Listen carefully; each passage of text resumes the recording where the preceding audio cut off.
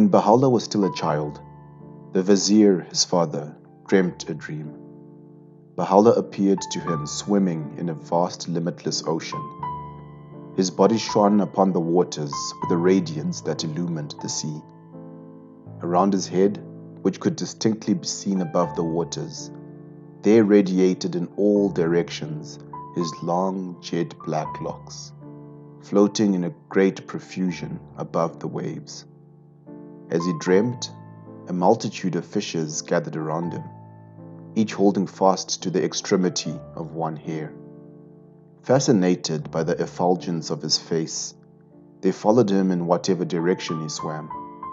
Great as was their number, and however firmly they clung to his locks, not one single hair seemed to have been detached from his head, nor did the least injury affect his person. Free and unrestrained, he moved above the waters, and they all followed him. The next morning, the Vizier, greatly impressed by this dream, summoned a soothsayer who had achieved fame in that region and asked him to interpret it for him. This man, as if inspired by a premonition of the future glory of Baha'u'lláh, declared, "The limitless ocean that you have seen in your dream, O Vizier, is none other than the world of being. Single-handed and alone, your son will achieve supreme ascendancy over it. Wherever he may please, he will proceed unhindered. No one will resist his march. No one will hinder his progress." The multitude of fishes signifies the turmoil which he will arouse amidst the peoples and kindreds of the earth. Around him will they gather, and to him will they cling. Assured of the unfailing protection of the Almighty, this tumult will never harm his person, nor will his loneliness upon the sea of life endanger his safety. That soothsayer was subsequently taken to see Baha'u'lláh. He looked intently upon his face and examined carefully his features. He was charmed by his appearance and extolled every trait of his countenance. Every expression in that face revealed to his eyes a sign of his concealed glory.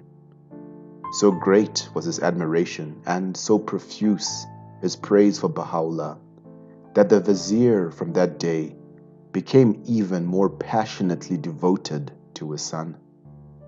The words spoken by that soothsayer served to fortify his hopes and confidence in him.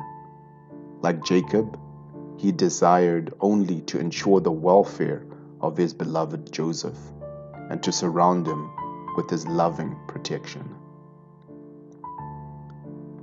Baha'u'llah's father had the blessing of being shown a glimpse into the future of his son's destiny.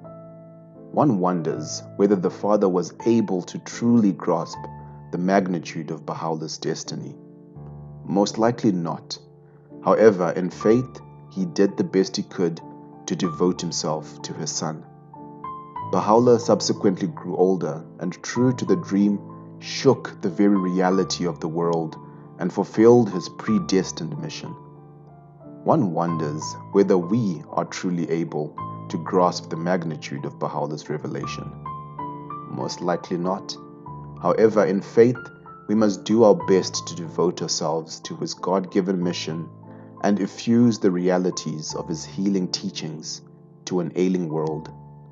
For one drop of the spirit of his revelation will cause an impact that will perpetuate the transformation of the world.